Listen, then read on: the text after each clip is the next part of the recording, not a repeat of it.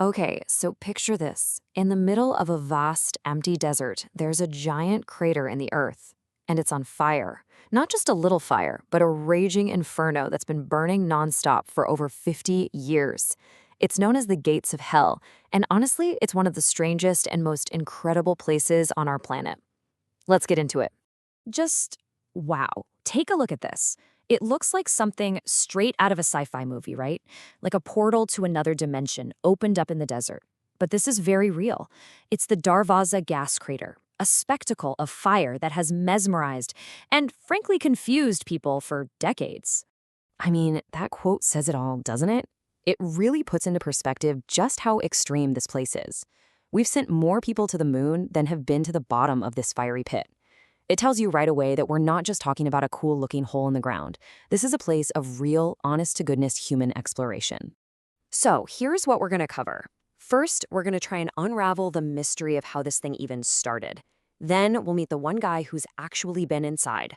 We'll look at the absolutely shocking discovery he made down there, get real about the environmental cost of this thing, and finally talk about the big plan to shut it down for good. All right, so first things first, what is this thing really?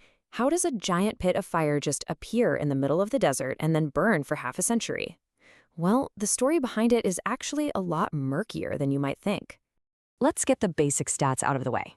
We're talking about a crater that's massive, about 230 feet wide and almost 100 feet deep. To give you some scale, you could pretty much drop a 747 fuselage in there and it would fit. And it's way out in the middle of nowhere in Turkmenistan, which happens to be a country sitting on top of enormous amounts of natural gas. Now, the most popular story, the one you'll hear everywhere, goes like this. It's 1971. Soviet geologists are out looking for oil. They start drilling, but whoops, they hit a massive cavern of natural gas. The ground beneath their heavy rig gives way, and the whole thing just collapses into this new crater, which starts gushing poisonous methane gas. So, to prevent it from spreading, they did something that seemed like a good idea at the time. They lit a match. They figured, hey, it'll burn out in a couple weeks. Yeah, they were just a little bit off on that calculation. But here's where it gets really interesting. That whole 1971 story, it's mostly legend. A lot of the official Soviet records are either gone or still classified. Some local Turkmen geologists say the collapse happened way back in the 60s, but that no one lit it on fire until the 80s. And to make it even more confusing, modern satellite data seems to show the fire only really got going sometime around 1987. The honest truth is, nobody knows for sure exactly how or when it all started. So while the crater's origin is a total mystery, what it's like down at the bottom is not.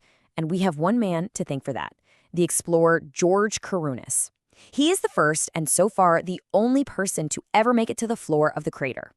Back in 2013, Karunis led an expedition with National Geographic. His mission was insane. Rappel 100 feet straight down into that inferno and, this is the important part, grab some soil samples from the bottom. I mean, you can't just wear hiking boots for this. He needed a custom-made heat-reflective suit, a climbing harness made of Kevlar so it wouldn't melt, and his own breathing equipment just to survive down there. And to really understand the kind of danger we're talking about, just look at this number. The temperatures inside that crater can spike over 1,000 degrees Celsius. That's more than 1,800 degrees Fahrenheit. It's an environment that is just fundamentally designed to destroy life. Because of that unbelievable heat and the fact that he was carrying his own air supply, he had the tiniest window to get the job done. Just 17 minutes. 17 minutes on the floor of the Gates of Hell to collect his samples, look around, and get pulled back out to safety. No pressure, right? Karunis's own description is just chilling. He said it was like being inside a coliseum of fire, with thousands of little flames dancing everywhere. The sound was a deafening roar, like a jet engine right next to his head. And the feeling? He said he felt like a baked potato. It's just this incredible, raw account from what might be the most alien place on Earth.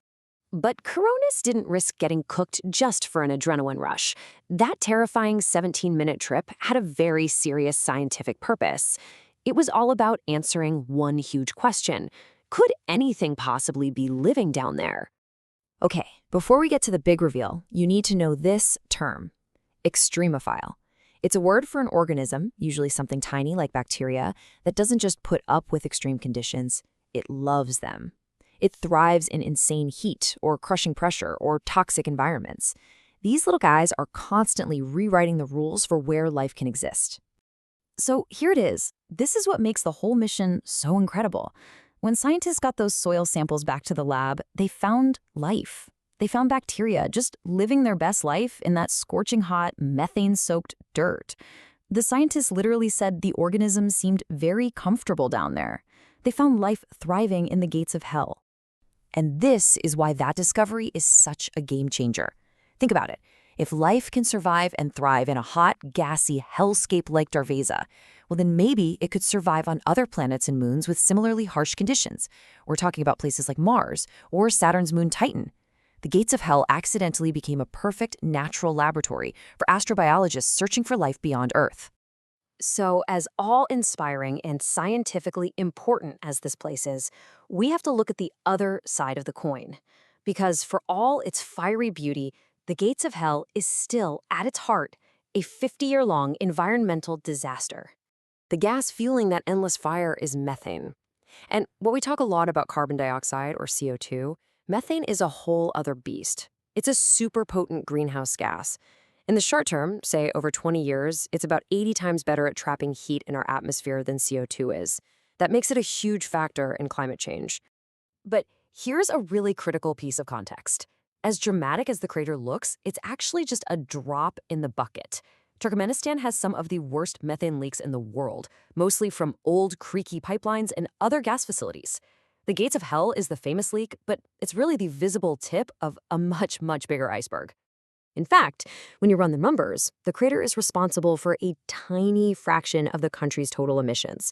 So yes, it's a powerful symbol of wasted energy and pollution. But the real, much bigger problem is fixing the hundreds of other leaks that aren't nearly as spectacular to look at, but are doing way more damage. Which brings us to the final chapter in the crater's long, strange story. After all this time, the government of Turkmenistan has finally decided that the show is over. It's time to put out the fire and officially close the gates of hell. So why now after all these decades? Well, it really boils down to three things. First, the environment. Turkmenistan has joined the Global Methane Pledge, so they're under international pressure to clean up their act. Second, health. Burning gas like that can release all sorts of nasty stuff into the air that's not great for people living nearby. And finally, and maybe most importantly, economics. It is a colossal waste of money. That's a valuable natural resource just going up in smoke that could be captured and sold. And the plan to put it out is actually pretty clever. They're not going to try to dump water on it or anything like that. Instead, the idea is to drill a new well close by to basically intercept the gas before it ever reaches the crater. If they can divert the flow, they can starve the fire of its fuel, and the flames will just go out. And so that leaves us with this final, kind of complicated question. The crater is definitely an environmental problem, a health risk, and a symbol of waste. But it's also become this bizarre, beautiful landmark, a major tourist attraction, and a place that taught us something profound about where life can exist. So what do we really lose, and what do we gain when we finally decide to close a door to hell?